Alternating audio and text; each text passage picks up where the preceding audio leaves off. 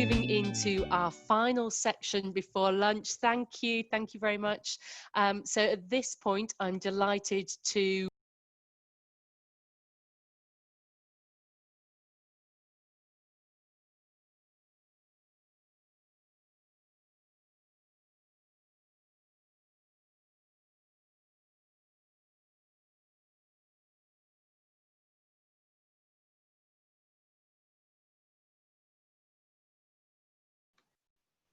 Okay, lovely. So I'm delighted at this point to welcome our final speaker before lunch, which is Marcus Andrews, who's the Head of Member Services at AGCAS, the Association for Graduate Careers Advisory Services. So welcome, Marcus.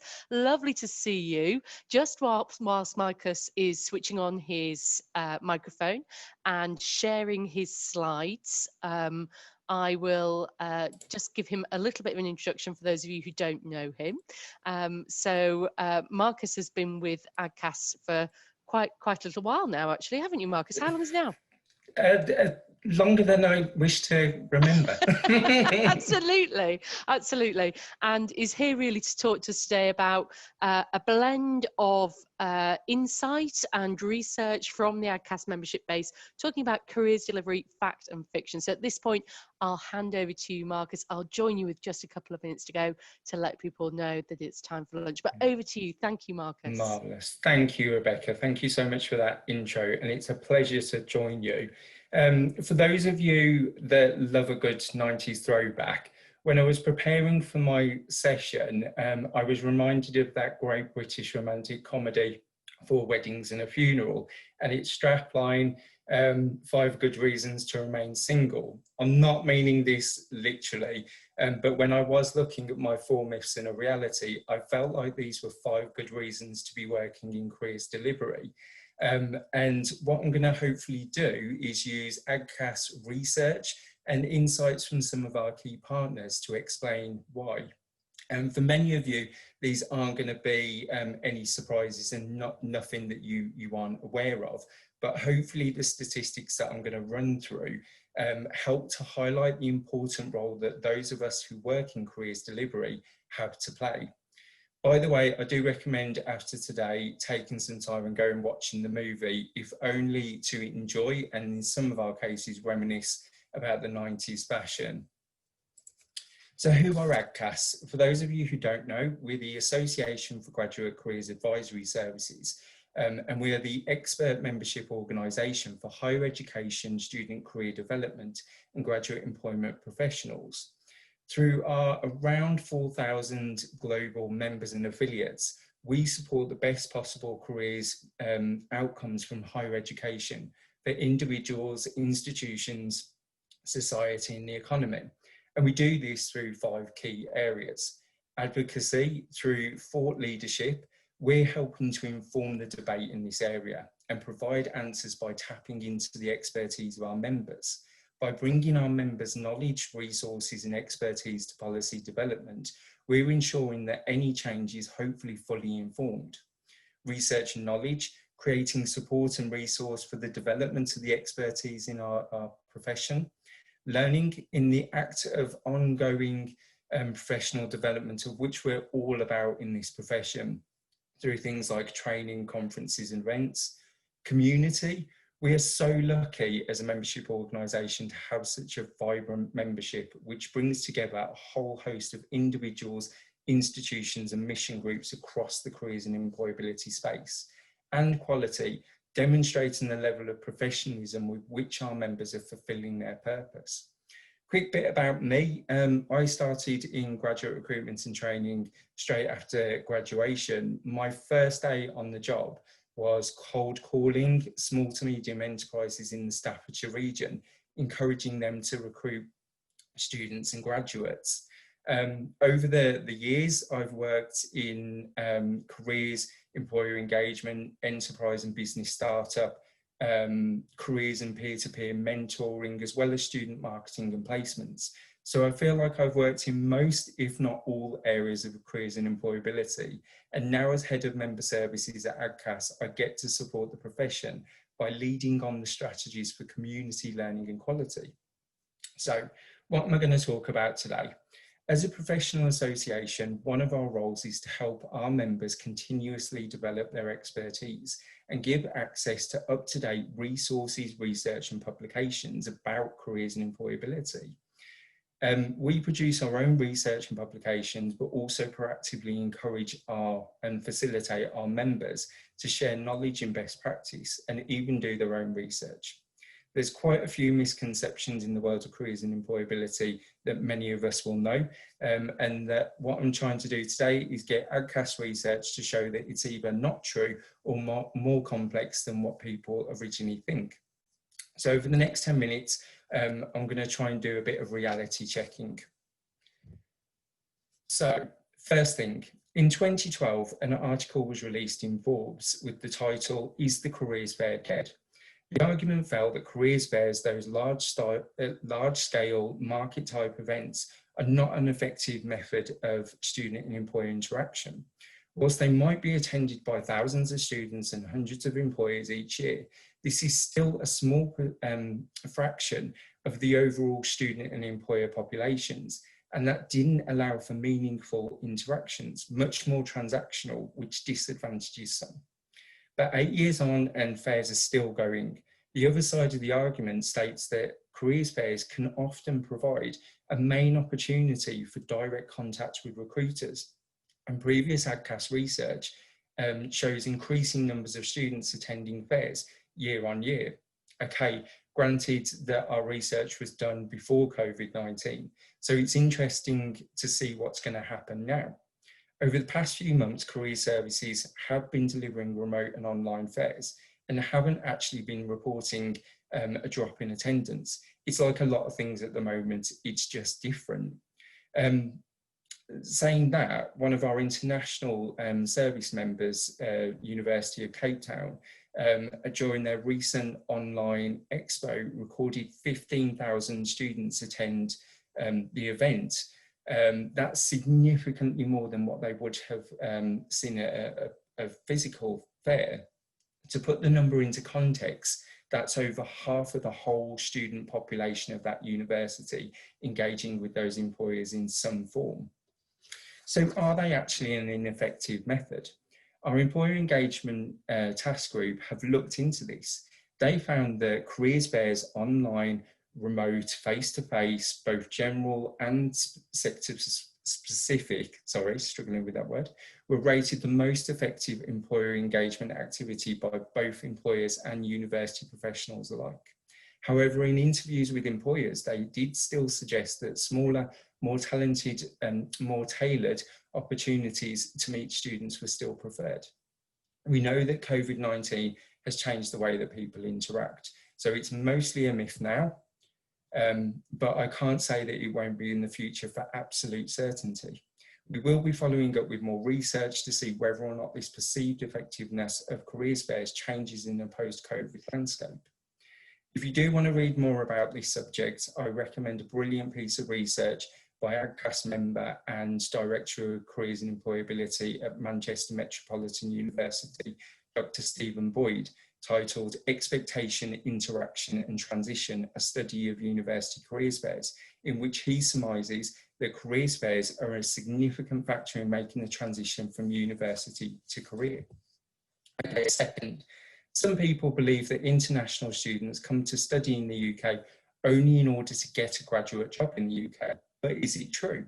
Higher Education Statistical Agency, or HESA, Statistics on Destination of International Students, tells us that most international graduates do return home for graduate work or go elsewhere overseas. Myth. AGCAS did a piece of work in collaboration with Universities UK International, UUKI, UK Council for International Student Affairs, UKISA, and British Universities International Liaison Association, BRILA, to explore international graduate employability. From surveys of higher education professionals and interviews with international students and graduates, we found the picture was actually mixed, with international students commonly wanting to remain in the UK to gain some work experience, but eventually return home. Research by UUKI found that 73% of Chinese students who studied in the UK returned to China after graduation, and only 14% remained in the UK. This doesn't tell us whether or not they wanted to remain or stay in the UK. It may be that visa restrictions meant that they couldn't. The reintroduction of the 2-year post-study work visa for international students that was announced last year may change this. The picture is quite different for EU students, with 39% of French students and 58% of Romanian students remaining in the UK after graduation. Again, this might change as a result of Brexit. Let's keep an eye out. Most students also move to another country, not in the UK or their home nation. This is the case for around a fifth of Indian graduates and a quarter of graduates from the Netherlands. In a COVID world where global mobility can actually mean just having a good Wi-Fi provider, will this remain? Third, PhDs are often seen as a stepping stone only into academia. Research by Higher Education Policy Institute, or HEPI, which AGCAS contributed to, found that approximately 70% of PhD students want to pursue a career in academic research. So where do the other 30% want to go? Recent statistics also show that only 30% of PhD students were still working in academia 3.5 years after graduation. So where did the rest go during that time? Myth. Our research staff and students task group surveyed over 50 UK institutions to understand how researchers are accessing careers and employability support, knowing that there isn't just one destination for this audience. Encouragingly, we found that 85% of respondents provided support for researchers within their careers service, and 34% have consultants whose sole job it is to support that audience. But we recognise that more can be done to support PhD students to understand their career options outside of academia. AGCAS, in a recent HEPI blog, recommended that the government includes investment in research, career and employability support as part of a new deal for postgraduate research funding. Oh, excuse me. Okay, so the next one is, we've all heard that phrase, Mickey Mouse degrees, the disparaging name that some people give to degrees that they don't think will land graduates with a good job. There are a range of courses that people cite or assign this label to, but one that we commonly hear is media studies. So is it true that graduates from these courses don't get good jobs in comparison to other degrees? Looking at the data from What Do Graduates Do, a publication that AGCAS produced in partnership with Prospects, now JISC, we see for media studies graduates, based on the Destination of Leavers from Higher Education Survey, or DELI survey, only 7.5% end up unemployed 6 months after graduation. Of those employed, a quarter are employed in art, design and media, 17% in marketing, PR and sales, and 20% are employed in retail and hospitality. I expect that the number of graduates working in retail and hospitality might be due to these graduates working on a freelance basis or developing their portfolio whilst maintaining a steady income through the employment. The DELI survey, from which the data is gathered, was conducted 6 months after graduation. My argument is that this doesn't always allow or go in the favour of creative graduates, as they are often developing ideas, working on ideas and making valuable contacts during that time.